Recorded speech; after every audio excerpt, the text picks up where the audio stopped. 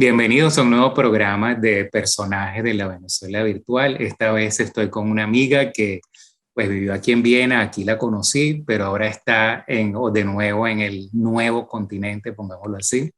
Y no sé si es un continente nuevo o no, no lo creo, pero según algunos geógrafos o lo que uno aprendió en la escuela, pues le dijeron nuevo a ese continente. Se trata de Mayrelis Hoyer. ¿Cómo estás? Hola Jorge, muchísimas gracias, muy bien, ¿cómo estás tú? Muchísimas gracias por la invitación y por el espacio.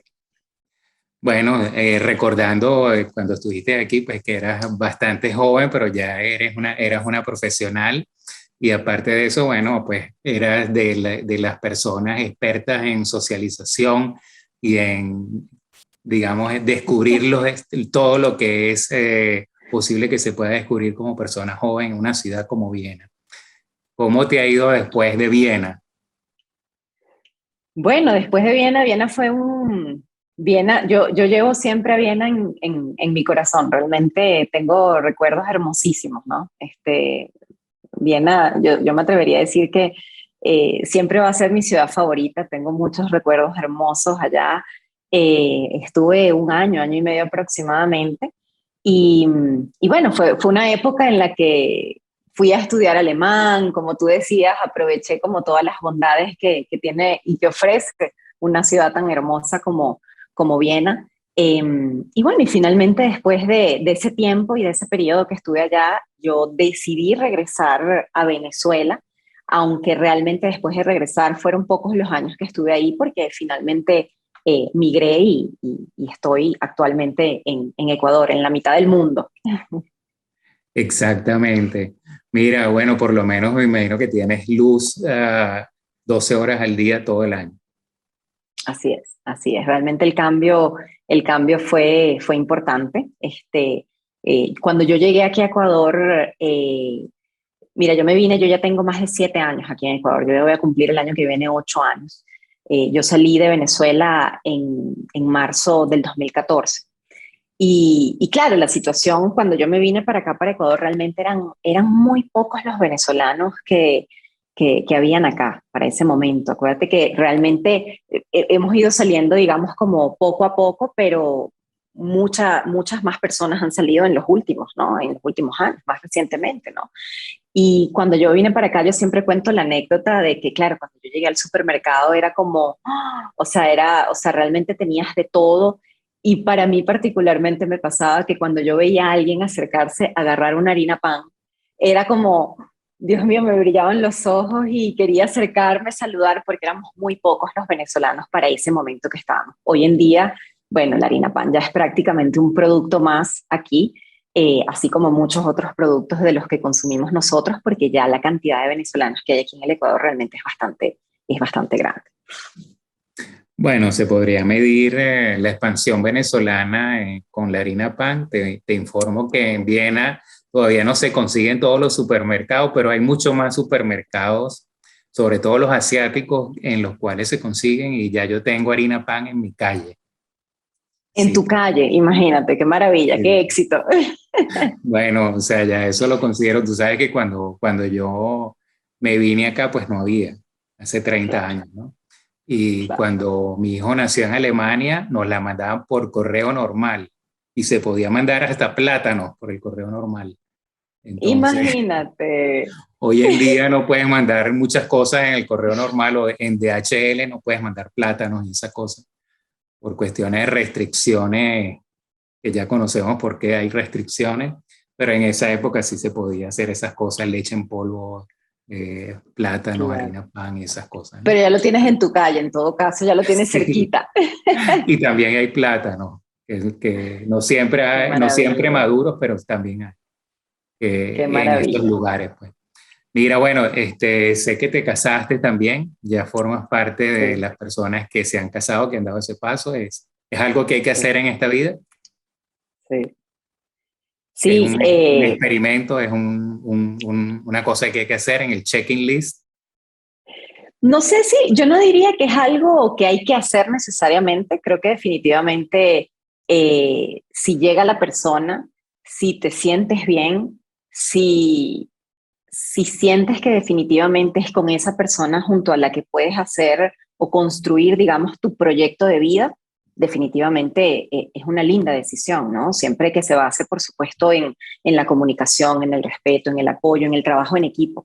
Creo que definitivamente una pareja, o sea, tu pareja es tu equipo de trabajo, ¿no? O sea, tu equipo de trabajo, tu compañero de vida, y por eso es tan importante y tan bonito lo que puedan construir juntos, ¿no? No creo, Jorge, si me preguntas si tiene que ser o sea, si tienes que tenerlo como en tu lista de cosas por hacer en la vida, no te diría que necesariamente creo que es algo que tienes porque más bien conozco muchas personas que por pensar que es un must, o sea, que lo tienen que hacer, a veces toman malas decisiones, ¿no? Yo creo que es algo que definitivamente, mira, si consideras que llega la persona, si tú quieres además hacerlo, es como la decisión también de tener hijos. Hay personas que dicen, mira, yo no quiero ser madre, yo no quiero ser padre. Hay personas que tienen esa ilusión y que crecen soñando con ser padres. Creo que son decisiones muy personales, pero definitivamente las tienes que hacer y en el caso del matrimonio, cuando sientas que consigues a la persona particularmente para hacerlo. Hay sociedades y aquí particularmente en Ecuador, la gente solía, me dicen que esto ha cambiado, digamos, en los últimos años, pero la gente solía casarse joven relativamente. O sea, si ya tú a los 30 no estabas casado, eh, te quedaste, como quien dice, ¿no? Se te fue el tren, como dicen por ahí. Y eso ha ido cambiando con el pasar del tiempo, pero yo todavía conozco personas acá de 30, 31 años que se angustian por no estar casadas, mujeres especialmente que se angustian por no estar casadas a esa edad, y siempre les digo, yo creo que esta no es una decisión que hay que tomar apurado, en lo absoluto. Es preferible demorarse un poquito más, pero tomar una decisión, dar un paso en firme, y en efecto es una elección, ¿no? Porque el matrimonio y la vida en pareja como tal es una elección, y es una elección de todos los días. No es que tú eliges el momento que firmas, tú todos los días eliges y te despiertas y eliges a la persona con la que estás al lado todos los días. Todos los días tienes que elegir a tu compañero de Sí, no, vida y a tu compañera de vida. yo creo, por lo menos en el caso de mi época y en el caso, digamos, quizás latino, tengo la impresión de que a las mujeres las criaban para que se casaran, o sea, en cierta forma que tuvieran esa expectativa de casarse. Y a los hombres nos criaban para que tuviéramos novios. O sea, no nos preparaban para casarnos. O sea, no había eso de que usted tiene que hacer esto porque cuando se case tal cosa, sino, en cambio, a las mujeres sí, que aprendiesen cuestiones del hogar, o sea, las mentalizaban como para que en algún momento fueran amas de casa más que todo, pues, o sea, en ese sentido.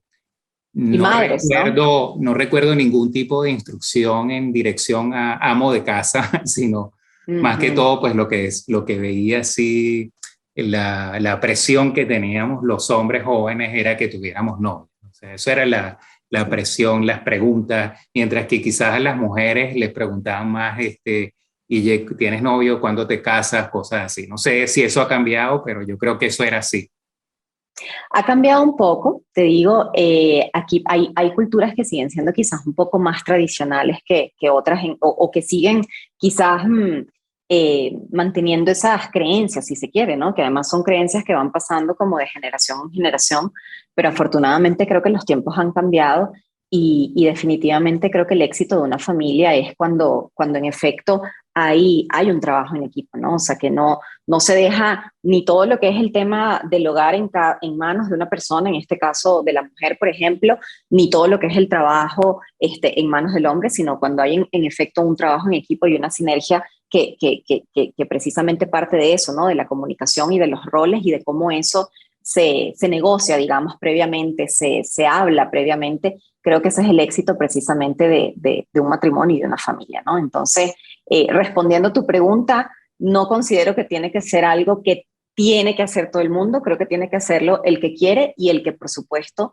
consigue con quién y está dispuesto a elegir a esa persona todos los días de su vida, ¿no?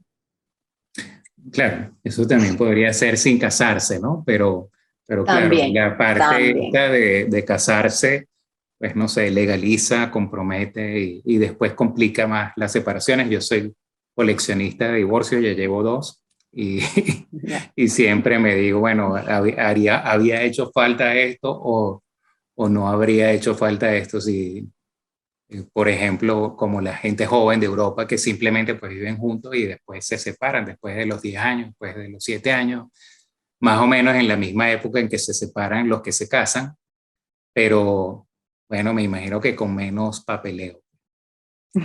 Con menos trámite.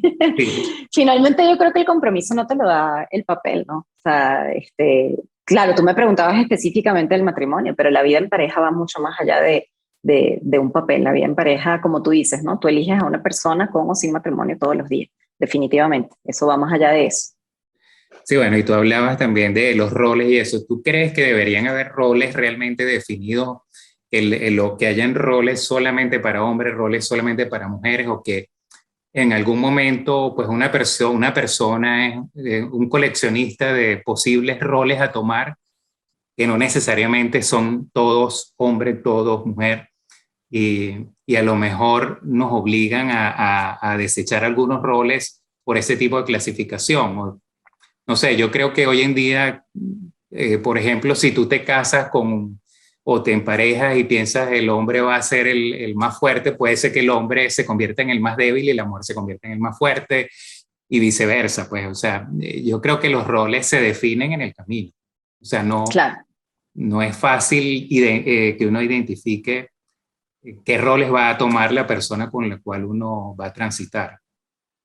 Y creo que todos como seres humanos, Jorge, todos tenemos múltiples roles, ¿no? O sea, no solo como pareja, sino nosotros, o sea, tenemos un rol, en este caso yo tengo un rol como mujer, yo tengo un rol como profesional, yo tengo un rol como hija, yo tengo un rol como hermana, o sea, es decir, tenemos múltiples roles en nuestra vida y sabes qué sucede mucho con los roles y volviendo también a lo que hablabas un poco de las expectativas también desde el punto de vista de cómo nos forman, de cómo crecemos, que a veces hay roles que como seres humanos, y esto va más allá de ser hombre, ser mujer, sino como persona, tratamos de desempeñar muchas veces roles o queremos desempeñar ciertos roles para cumplir con ciertas expectativas, ese rol como quien dice que parte desde el deber ser, entre comillas, ¿no? Sí. Desde eso que sentimos que se espera de nosotros. Pero también entonces ahí es cuando uno, y eso es parte importante de lo que se hace también, incluso cuando se hacen estos procesos, como sabes, yo soy psicóloga y además trabajo también con el tema personal y una de las cosas a veces que trabajamos es cómo puedes tú identificar cuando estás actuando, ¿verdad? Desde un rol que se está llevando por el deber ser, ¿verdad? O desde un rol que se está, o sea, que tú lo estás asumiendo porque es el rol que tú quieres asumir independientemente de lo que tú has de alguna manera percibido que se espera de ti. Porque cuando actúas en función a una expectativa social, ¿sí? O familiar, porque a veces el rol viene necesariamente, o sea, a veces el rol no necesariamente es la sociedad, sino también cada familia tiene como su microcultura, ¿no? Como quien dice. Entonces, si estás actuando en función a eso que se espera o si tú estás desempeñando un rol que genuinamente tú, Jorge Goncalves, yo, Mayreli Hoyer, quiere desempeñar. Entonces, creo que esto incluso va más allá de pareja, de familia, de hombre, de mujer, sino hacernos esa pregunta. Yo siempre invito a que hagamos esa pregunta, ¿y eso lo hiciste o eso lo actuaste desde dónde? ¿Desde dónde viene eso? Y cuando empiezas bueno, no, pero esto no es lo que yo hubiese querido, es que a mí me enseñaron que quizás como mujer, por ejemplo, mira, tengo que dedicarme nuevamente a lo que hablábamos, ¿no? Debería ser madre, pero el trabajo no me lo va a permitir y si trabajo y hago esto, entonces quizás no voy a poder dedicar el tiempo que quiera, pero eso es un tema que hay que empezar a trabajar como en la creencia, ¿no? Y en ese rol que se espera hasta que tú consigas un equilibrio en efecto y puedas actuar y puedas desempeñar tus distintos roles como ser humano, pero realmente desde tu posición genuina, ¿sí? Desde ese encontrarte contigo mismo y desde ese comprender eh, que te está llevando a actuar o no, o a desempeñar o no ciertos roles. Entonces, creo que eso también va mucho más allá del tema hombre-mujer, sino incluso un tema muy personal que a veces Jorge, de verdad que nos genera mucho, y porque lo veo en el trabajo, se te genera mucho como, oye, ¿desde dónde actué?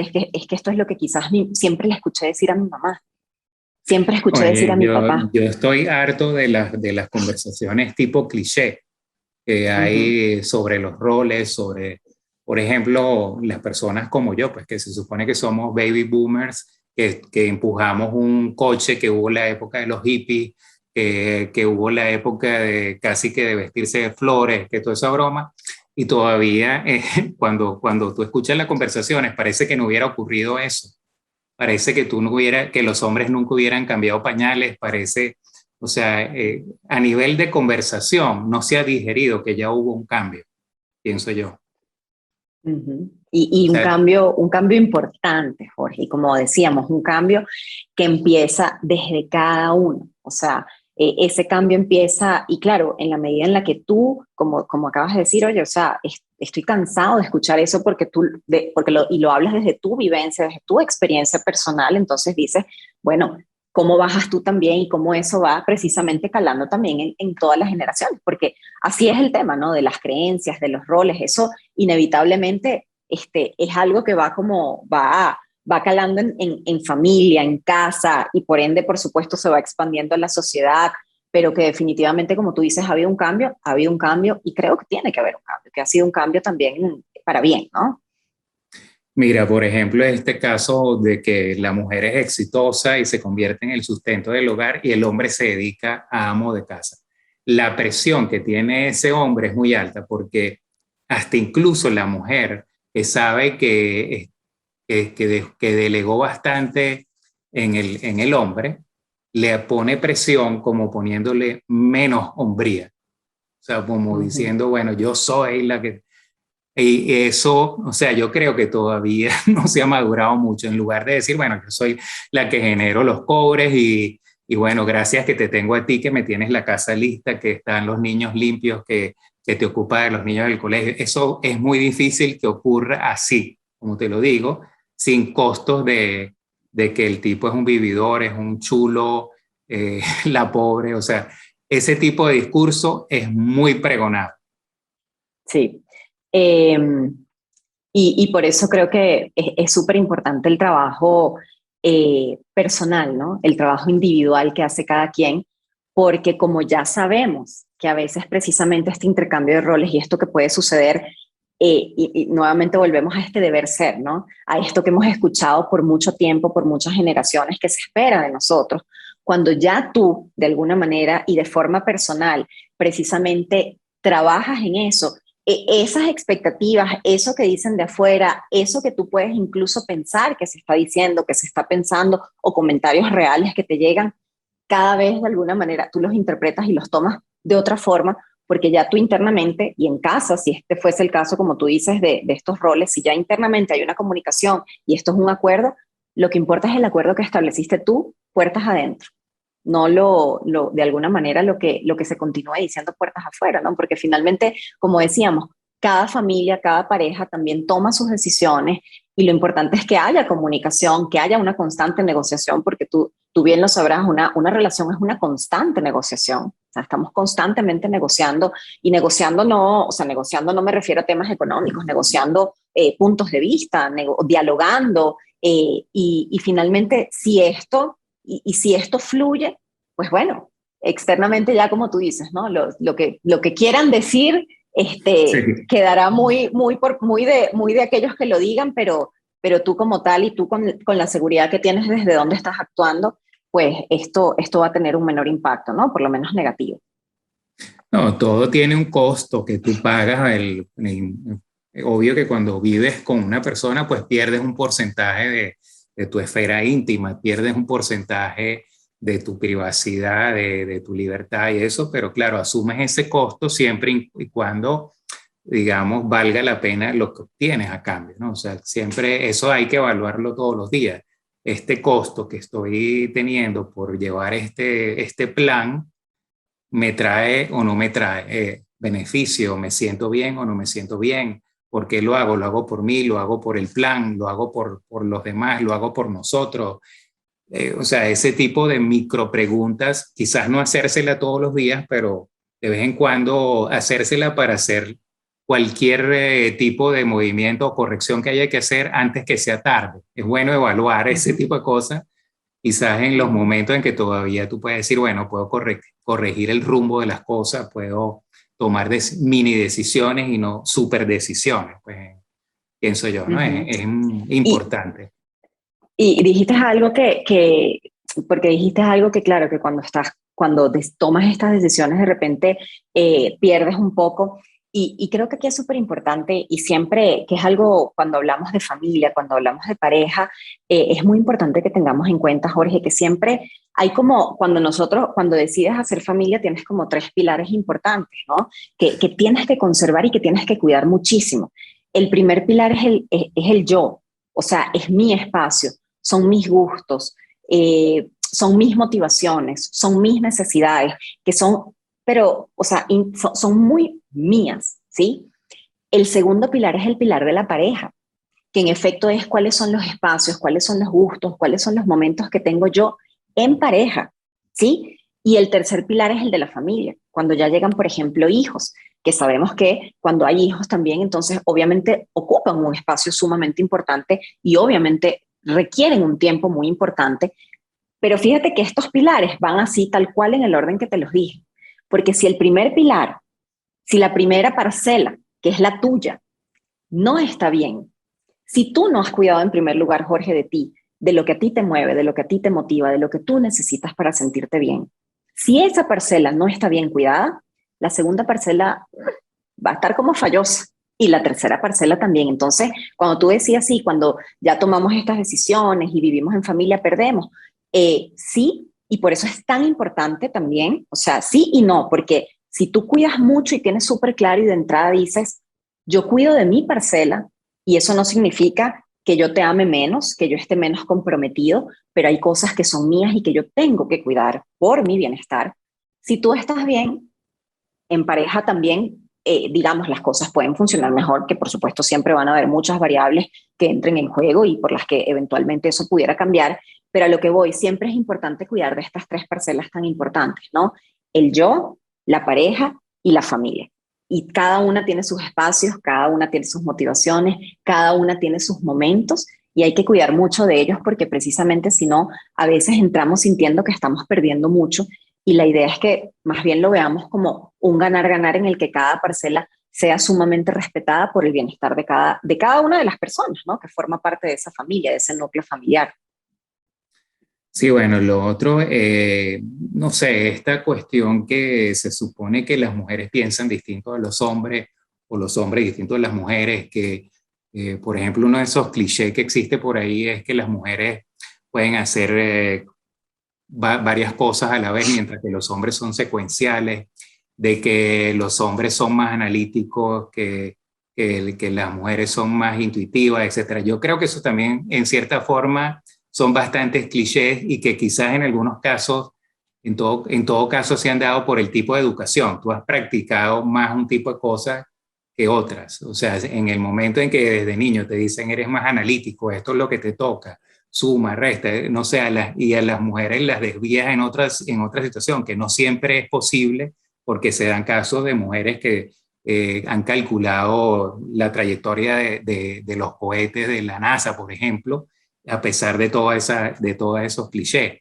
Pero, ¿qué tanto hay de esto? Yo creo que es cuestión de cada individuo, o sea, no debería de clasificarse todas las mujeres o todos los hombres, y es, no sé, a lo mejor el tipo de educación que también nos ha diferenciado del punto de vista de género, ya de una forma que a veces se pierden cosas precisamente por mantener el género intacto, se pierde entonces la capacidad de hacer, digamos, el uso de algunas facultades, pienso yo, no sé, ¿qué opinas tú? Sí, como tú dices, y nuevamente somos de alguna manera y actuamos en función a lo que vimos, en función a cómo crecimos.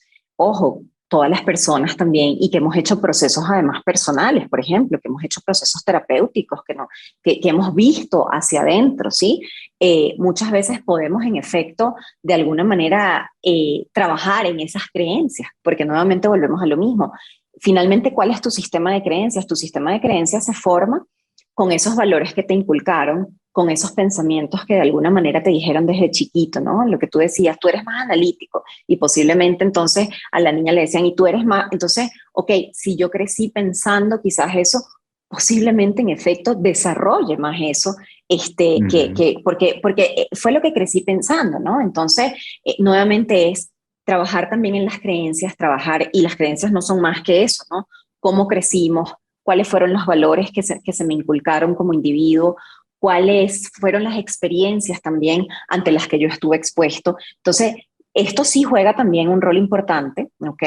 Y puede hacer que en algún momento en la adultez haya quizás disonancia quizás entre lo que quieres hacer, pero este rol, digamos, o esto que en efecto tú creciste pensando o escuchando que debías hacer. Entonces, aquí a veces, ¿verdad? Es cuando puede entrar quizás como en conflicto eso que yo quiero ser, eso que yo quiero hacer, eso que yo quiero manifestar y la forma en la que quizás se me fue, lo aprendí, ¿sí? La forma en la que me lo inculcaron. Y aquí es tan importante, como te digo siempre, entonces, hacer este trabajo. Yo siempre obviamente voy a ser muy pro de ver hacia adentro porque obviamente es mi profesión y porque yo en carne propia lo he vivido así, o sea, y los procesos que yo he tenido han sido sumamente enriquecedores porque me han permitido también a mí comprender muchas veces desde dónde he actuado, por qué lo he hecho, qué se está moviendo, digamos, como a nivel inconsciente, ¿no? Creo que sí tiene que ver mucho con eso, como tú decías, y pasa mucho que la comunicación, por ejemplo, si tú me preguntas si hay algo que quizás pudiera ser un poco más evidente en la comunicación, muchas veces las mujeres pudieran sí tender quizás a interpretar de otra manera la comunicación no verbal, ¿no? Los gestos, están como quizás más pendientes. A veces quizás esto pudiera, pero nuevamente no es cuestión de entrar en generalizaciones porque no es la idea. ¿Qué pasa aquí? Que en efecto posiblemente esto va a depender mucho también de cuán pragmático eres y cuán directo eres en la forma de comunicar. Entonces hay personas que en efecto dicen lo que sienten y hay otras que piensan que manifestándolo o expresándolo con ciertos comportamientos que no necesariamente son verbales, o sea, con cierta comunicación que no necesariamente es, Jorge, me siento así, me sentí de esta manera, esto me hizo sentir de esta forma, sino que, mira, quizás yo de repente asumo una actitud para ver si Jorge comprende que eso me molestó, ¿sí? Pero nuevamente, esto podemos necesariamente decir que está atado, digamos, al género. No necesariamente, ¿sí? Se habla mucho de que quizás la mujer puede o está quizás como más alerta y más atenta a este tipo de comunicación no verbal. Pero nuevamente sería caer como un poquito generalizar. Yo creo que definitivamente aquí va a depender también mucho en la forma en la que cada ser, en la que cada individuo decida también transmitirlo. Y quizás ahí, Jorge, tú me lo dirás también, como hombre, oye, ¿suelo yo estar pendiente de este tipo de comportamiento, de comunicación, o prefiero yo más bien que me lo digan abiertamente? Porque también hay de todo, ¿no? Y se ve de todo independientemente de hombre o mujer, aunque suele y se ha relacionado, digamos, en el tiempo más un poco a esto, ¿no? A la comunicación cuando es netamente verbal o cuando tiene un componente no verbal que posiblemente no se interpreta de la misma manera, ¿no? No sé cómo lo ves tú. No sé, yo creo que como todo en la vida, o sea, todo se puede aprender. Ahora con esto de por ejemplo, de la inteligencia emocional que se supone que se podría también aprender, se podría enseñar algún método para tú expandir tu inteligencia emocional. A lo mejor hay cuestiones que uno no ha desarrollado que podría aprender y que, por ejemplo, podrías en algún momento entonces aprender a notar señales, códigos de comunicación que hasta ahora no has aprendido, que te pongan en evidencia situaciones en que tú dices, mira, se te está diciendo este código, velo. Ahora, ¿cuál es tu interpretación de ese código? Hay una interpretación, digamos, del 80% de las personas. Eso quiere decir esto. Úsalo como el 80% o ponlo en duda y invéntate otra interpretación, pero date cuenta de que existen esos códigos. Yo creo que nos hacen que focalicemos en muchas cosas que a veces entonces al final se convierte en nuestro yo, porque lo otro no lo hemos ejercitado. O sea, tenemos músculos que los ejercitamos desde jóvenes, de chiquitos, y luego otros pues se nos quedan atrofiados y atrofiados y atrofiados. Entonces no sé cómo sería la historia si volviésemos a empezar y tomáramos en cuenta esto que estamos diciendo. No sé qué ocurriría. Mira, tú mencionas la inteligencia emocional, ¿no? Y la inteligencia emocional, en efecto, la podemos desarrollar, o sea, es importante la inteligencia emocional irla desarrollando en la medida de lo posible desde chiquitos, pero nunca es tarde. ¿Y cuál es el componente? El primer componente dentro de la inteligencia emocional es precisamente la autoconciencia. Entonces, nuevamente volvemos hacia adentro. Ese es el primer componente de la inteligencia emocional. ¿Cuán consciente soy yo de cuáles son mis motivaciones, de cuáles son mis necesidades, de cómo me siento en ciertas situaciones? Porque a veces hablamos mucho de la empatía, pero si tú en primer lugar no comprendes lo que te mueve a ti, difícilmente vas a lograr comprender lo que le está moviendo al otro. Entonces, el primer componente de la inteligencia emocional es la autoconciencia. Después de que yo soy capaz, digamos, de comprender, de entender, de identificar lo que a mí me mueve, entonces paso al segundo componente, que es la autogestión o la autorregulación. Yo soy capaz o desarrollo, mejor dicho, la habilidad de regular lo que estoy sintiendo, pero partiendo de lo que en primer lugar identifiqué, porque no puedo regular algo que no identifico en primer lugar, de lo que no soy consciente. Y luego de esta autoconciencia y de esta autorregulación, entonces pasamos a la empatía. Es el tercer componente de la inteligencia emocional. Pero fíjate que la empatía llega después de haber comprendido en primer lugar cuán consciente soy yo, en primer lugar, de lo que yo siento, de lo que me mueve, de lo que me motiva, cómo regulo lo que siento, y de ahí entonces voy a tener más facilidad para ponerme en el zapato de los otros, que es un poco lo que todos hemos escuchado acerca de la empatía, ¿no? O sea, la capacidad o la posibilidad que yo tengo de sentir, de comprender lo que está pensando Jorge, lo que está sintiendo Jorge, porque la empatía no solo es emocional, sino también es cognitiva. Comprender que de alguna manera Jorge puede pensar diferente a mí y no pasa nada, porque puedo comprender eso. Y cuando yo soy empático, entonces puedo gestionar mejores relaciones. Esos son como los cuatro componentes, ¿no? La autoconciencia, la autorregulación, la empatía y la gestión de relaciones. Yo voy a poder gestionar mejores relaciones de pareja, de trabajo, de amistad, con mis hijos. Voy a poder gestionar mejor las relaciones una vez que yo, de alguna manera, completo, como quien dice, este círculo con estos componentes de los que te acabo de mencionar. ¿Se puede trabajar en ello? Sí, claro, se puede trabajar en ello. Pero ¿dónde empieza el trabajo? Claro, uno tiene, en eso tú tienes que empezar a, digamos, esa autoconciencia y todas esas cosas, es bueno que exista sin exagerar, o sea, sin llegar a que entonces te bloquees porque todo te la pasas en un análisis, te la pasas escondido en tu mente y estás No, no, no. preso de tu mente, todo, pero digamos que uno tiene que saber conocerse, tiene que identificarse sus no nos, en dónde tengo mis límites, cuáles son las cosas que realmente me hacen feliz, en dónde está lo que realmente yo estoy haciendo, pero que no lo estoy haciendo sino por comodidad de los demás y cosas de esas, ¿no? Es muy difícil a temprana edad conocerse uno porque no está conociendo el universo, pero tiene que haber un momento en que ocurra ese vuelco hacia adentro, en que tú entonces, en base a eso, empieces a hacer tus pininos en las parejas, en tus, cómo desarrollarte en la vida. O sea, en qué momento, a qué temprana edad debería uno comenzar con esta parte. Por supuesto que a lo mejor la voz esta adulta te va dando un poco de lo que es la autoconciencia en la educación, eso, pero tienes que tener padres inteligentes con verbo inteligente para que te induzcan a eso. Y de tal forma que entres a eso de una forma natural, pues que no te den los problemas resueltos, sino que te ayuden a resolver en base a las recetas que escuchaste, y por qué no se hace esto y no porque así le digo y hágalo y obedezca. O sea, ¿en qué momento empiezas tú a darle al individuo eso que forma ese yo, que forma esa personalidad, ¿no? Sí, como tú dices, siempre desde niños va a ser obviamente importante, ¿no? La forma en la que o sea, la forma y cómo tú creces es sumamente importante y va a definitivamente a tener una influencia y un impacto muy importante en la manera en la que tú actúas en tu adultez, ¿no? Como tú decías, la inteligencia, digamos, emocional, padres que son emocionalmente inteligentes, ¿sí?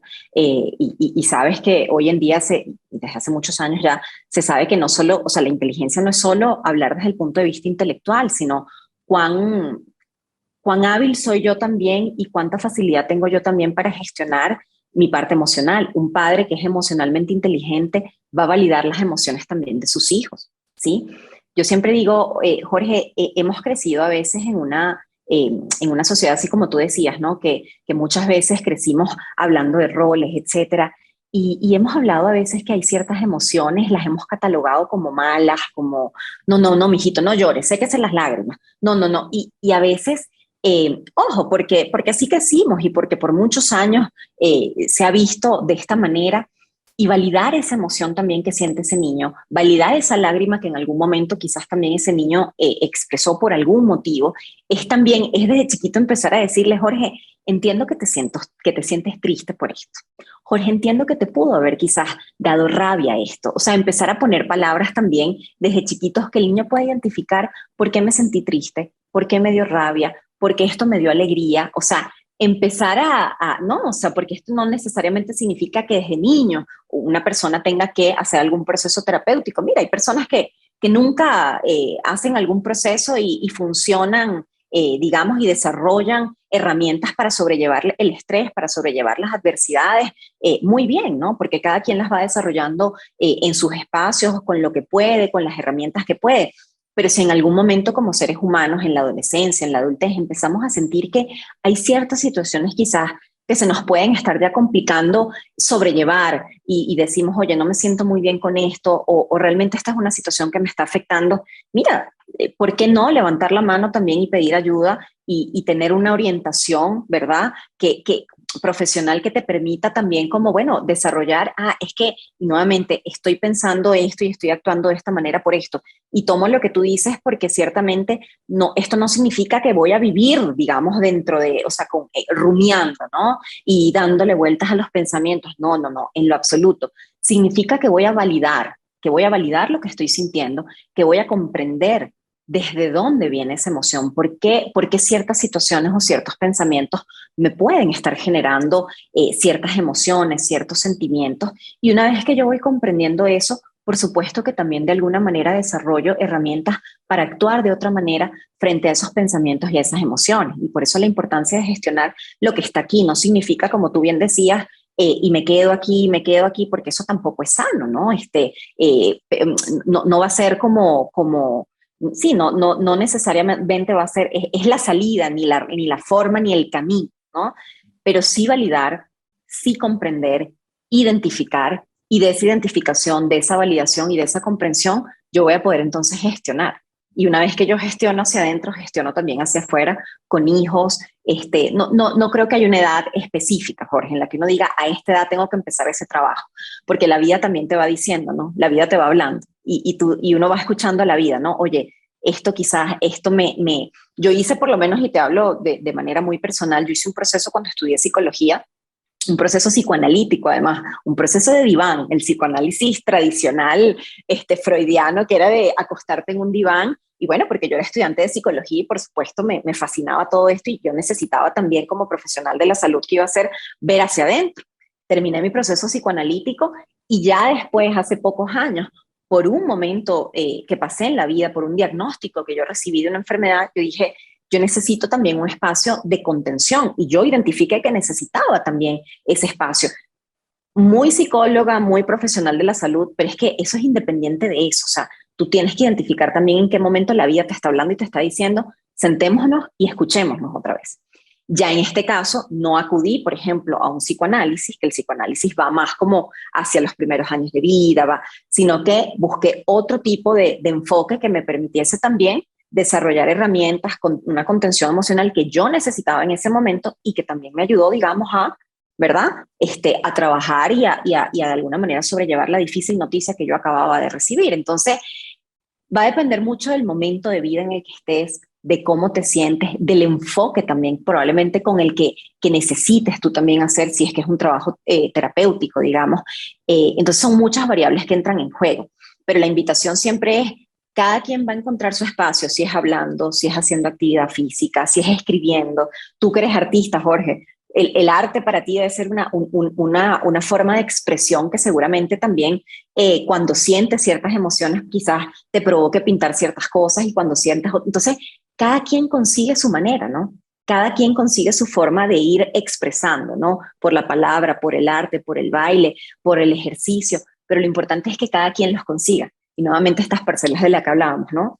Cuidar de tu yo, cuidar de esa parcela tan sagrada y tan importante, independientemente de la edad, Jorge. Entonces creo que la vida te va guiando, te va orientando y te va diciendo en qué momento. Mira, bueno, yo supe que te diagnosticaron lupus y que, bueno, conseguiste tu espacio de contención, como tú lo llamas, pero tú sabes que hay personas que me gusta mucho cómo llevan este tipo de situaciones, porque yo creo que no sé qué porcentaje de la vida lo pasaremos enfermo y qué porcentaje lo pasaremos con algo así tipo lupus y qué porcentaje lo pasaremos 100% sanos, pero obviamente yo creo que todos tenemos que pasar por esos procesos en algún momento. Lo que sí no podemos dejarnos es que eso nos vuelva, nos controle la situación, nos controle la vida y sobre todo nos controle el ser feliz. Es decir, nosotros tenemos que saber que independientemente de si hoy amanecimos con la energía suficiente para hacer tal cosa, no quiere decir que hayan días en que no amanecemos con esa energía y no podemos hacer de esos días el concepto de la felicidad. Entonces, bueno, ahorita quiero, porque a todos los que pasan por este programa le estoy haciendo la siguiente pregunta. ¿Qué es la felicidad para ti? La felicidad, y justo ahorita cuando te escuchaba hablar, te iba a comentar la felicidad, creo que es un tema de elección, es una elección, ¿sí? No es que yo estoy feliz porque tengo o no tengo algo, porque tengo o no tengo salud, porque tengo una relación o no tengo una relación. La felicidad es una elección de todos los días, ¿sí? Mira, como seres humanos podemos, o sea, tenemos la decisión y tenemos la opción, mejor dicho, de decidir si queremos vivir desde lo que tenemos o desde lo que nos hace falta, ¿sí? Tú bien decías algo, a veces vamos a vivir con dolores sin dolores, con enfermedades sin enfermedades. Si hay algo que es parte de la vida y que todos vamos a experimentar en algún momento es una pérdida. Pérdida de ser querido, pérdida económica, pérdida de trabajo, pérdida de salud, que fue lo que me pasó a mí en algún momento, pérdida de una relación amorosa, tú hablabas de 2 divorcios. Todo eso son pérdidas, todo eso son procesos de duelo, ¿sí? La vida está llena de pérdidas, de muchas ganancias, por supuesto que sí, pero también todos vamos a tener pérdidas. La pregunta es, ¿qué hacemos ante estas pérdidas? ¿Cómo manejamos? ¿Cómo respondemos ante esto que de alguna manera la vida nos quita? Porque la vida nos regala muchísimo, pero también en ocasiones nos quita. ¿Y qué hacemos con eso que nos quita? ¿Cómo negociamos? Nuevamente volvemos a la palabra negociación. ¿Cómo negociamos con lo que perdemos? Entonces, si yo vivo y yo decido vivir desde lo que tengo, yo justo hace algunos meses compartí un post que a la gente le gustó mucho porque yo decía, el día que empecé a agradecer por mi salud, empecé a sentirme menos enferma. Yo tenía una enfermedad que me habían dicho, tú tienes una enfermedad que no se cura, va a vivir todo el... Y claro, por supuesto que lloré, Jorge, porque cuando estamos frente a estas pérdidas, vamos a contactar con el dolor, con la tristeza, con la frustración, claro que sí. Y claro que lloré bastante en su momento, pero en el momento en el que yo empecé a decir, oye, pero tengo vida todavía todos los días abro los ojos, la vida todos los días es un milagro. En el momento en el que yo empecé más bien a conectar con lo que sí tenía y con los momentos que tenía para agradecer, créeme, Jorge, que además eso es ciencia, químicamente hay un efecto en tu organismo, porque tu cerebro está conectando con lo que tiene, no con lo que le hace falta, y en efecto empiezas a producir todas estas hormonas de la felicidad que todos hemos escuchado, y tu cuerpo empieza a sentir una sensación de bienestar. Entonces, ¿qué es para mí la felicidad? La felicidad es una elección de todos los días. ¿Cómo podemos contactar con la felicidad? ¿Cómo podemos ser personas, seres humanos más felices? Viviendo desde lo que tenemos, no desde lo que nos falta. No significa que no vamos a trabajar por alcanzar lo que nos falta, claro que sí, nos proponemos objetivos, empezamos a trabajar por ello, pero vivamos desde lo que sí tenemos, desde esos motivos que nos permiten agradecer a diario. y además eso químicamente en nuestro organismo va a tener un efecto y nos va a generar mucho bienestar en el día a día. Entonces, esa sería mi respuesta en relación a lo que es la felicidad. Mira, una vez que fui a ver una película sobre Kama Sutra, la Ya, película terminó al final con un señor que perdió una pierna. Y entonces ya. alguien le dijo, un sabio le dijo, de ahora en adelante usted tiene que ser el hombre más feliz con solamente una pierna. O sea, usted no puede decir, si yo tuviera dos piernas sería feliz, porque más nunca va a tener dos piernas, solamente de ahora en adelante tendrá una pierna. Entonces, y sepa lo que usted puede ser el hombre más feliz con solo una pierna y eso lo va a llenar de regocijo y todo eso. Yo creo que eso lo tenemos que aplicar nosotros en la vida en algunas ocasiones, porque es obvio que pues salimos a veces con una maleta y a veces dejamos alguna cosa en algún hotel o cosa de esa y bueno, pues se perdió, pero de ahora en adelante somos la persona más feliz con lo que quedó en la maleta y listo, pues. Y pasar Con lo que páginas quedó y en eso. la maleta. Y Así no es. quiere decir que no la volvamos a llenar con otra cosa, nunca será lo mismo, pero lo nuevo, que lo volvamos a llenar, pues nos volverá a ser feliz de otra forma, pues no quedarnos en el pasado, no quedarnos en lamentaciones, en pensar en la historia, en este tipo de cosas, eso no trae, no. Ujú. Mira, bueno, y ahora para despedirnos te pido que nos dejes un eslogan que nos sirva para cerrar. Bueno, creo que más que eslogan, precisamente retomando lo que hablábamos, la vida, la vida no es lo que pasa, la vida es lo que nosotros hacemos, cómo nosotros transformamos lo que nos pasa, lo que perdemos, lo que ganamos, lo que tenemos, lo que no tenemos. O sea, la vida es precisamente eso que nosotros podemos, ese significado, ese nuevo significado que podemos dar. Mira, hoy hemos escuchado hablar muchísimo de la resiliencia, ¿no? Durante este tiempo de pandemia. Sí. Y la resiliencia de alguna manera implica la posibilidad de dar un nuevo significado a lo que nos suceda. En la medida en la que nosotros seamos capaces de resignificar nuestra vida, de resignificar, como tú decías, esa maleta, que eso que se me quedó en el hotel, pero bueno, ¿qué hago con lo que tengo? Démosle un nuevo significado a lo que llevo en la maleta, a esa persona que perdió una pierna, ¿qué hago con la pierna que me quedó? A esas personas como yo que en algún momento hemos recibido algún diagnóstico y nos han dicho, este diagnóstico te va a acompañar por toda tu vida porque no tiene cura. Bueno, entonces, ¿qué hago con esto? ¿Qué hago con lo que sí tengo? Entonces, la vida es lo que nosotros decidimos hacer de ella con lo que tenemos y con lo que nos falta. No, como tú decías, lo que no significa que no vamos a permitirnos sentir la tristeza, por supuesto, de lo que hemos perdido, lo que no significa que esa persona que perdió su pierna no va a atravesar también su duelo, que tú posiblemente o las personas que tengan alguna ruptura, digamos, amorosa, no se van a permitir sentir el dolor que implica una ruptura amorosa, todos los duelos que la vida trae consigo, nos permitimos vivirlos, pero comprendemos para qué llegaron a nuestra vida y comprendemos y transformamos y sacamos de eso la mejor enseñanza, como tú decías, para vivir entonces y para ser el hombre más feliz, sin la pierna que ya no tengo, con la enfermedad con la que voy a vivir, sin la pareja que ya no está, con lo que toca, Jorge. Sí. ¿Cómo decidimos ser felices con lo que tenemos y lo que no tenemos? Entonces, es invitar a las personas a quizás a vivir en agradecimiento y hacer de la vida lo que cada quien decida hacer de ella, pero que decidamos hacer de la vida algo bonito, porque es la manera que tenemos de honrarla, de hacer algo bonito a pesar de la adversa que pueda ser en algunas ocasiones. Bien bonito. Mira, bueno, estoy de acuerdo 100% contigo. Mientras hablaba, pensé yo a veces en una gráfica que una vez vi sobre que cuál es, para llegar a un objetivo, a una meta, puedes tener varias estrategias. Y yo pienso que, yo creo que una de las metas nuestras es ser felices, entender el mundo, eh, vivir intensamente, etcétera, etcétera. Hay momentos en que tenemos que cambiar la estrategia, pero la estrategia es simplemente un poco quizás variaciones del camino, una pequeña variación a veces o una gran variación, pero es una estrategia simplemente.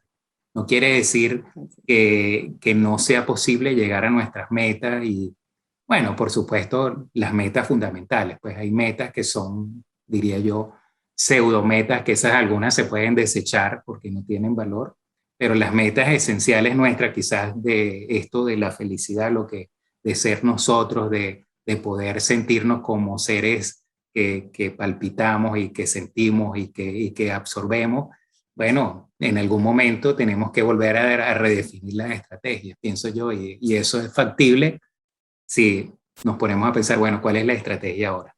Y Jorge, y hablando de meta, que la felicidad, ¿sí? No se vuelva, porque a veces las personas piensan, es que yo voy a ser feliz el día que tenga esto, es que yo voy a ser feliz el día que hablábamos de, el día que me case, el día que tenga una casa, el día que tenga hijos, yo voy a ser feliz. Entonces, quizás que la felicidad más que una meta se vuelva un estilo de vida, que sea mi Exacto. estilo de vida, que más que decir yo voy a ser feliz cuando, no, yo decido ser feliz todos los días con lo que tengo y tengo mis metas hacia dónde quiero ir y las voy a alcanzar siendo feliz. Que la felicidad no esté atada necesariamente a una meta, sino que la felicidad se vuelva en mi estilo de vida todos los días. Creo que ese puede ser un bonito mensaje también de todo lo que hemos hablado. Buenísimo, buenísimo, me fascina ese creo que es uno de los que te puede servir de llave para comenzar, que la felicidad se vuelva nuestro estilo de vida. Así es. Un día sí, un día sí. Mira, bueno, bendiciones para ti, lo mejor para lo que queda de este año, que ya lo que queda es poquito, lo mejor para el futuro. Me encanta volverte a ver, volver a haber hablado contigo.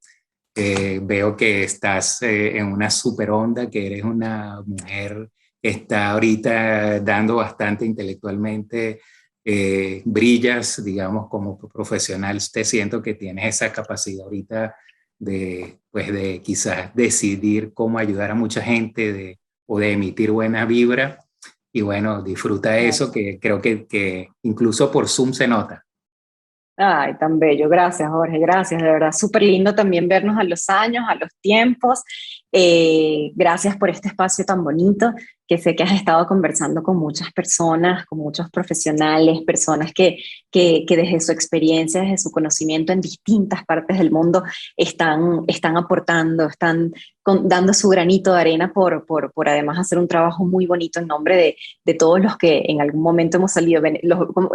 Lindo el espacio que has creado, como lo has llamado, lo que estás haciendo, así que te agradezco y realmente muy lindo volver a coincidir en estos espacios y hablando de temas tan bonitos, ¿no? Hablar siempre de la vida, de la felicidad, siempre es algo muy bonito y da muchísima tela para cortar, pero qué lindo haber coincidido en este espacio contigo. Muchísimas gracias. No, gracias a ti. Bueno, un besote. Un abrazote.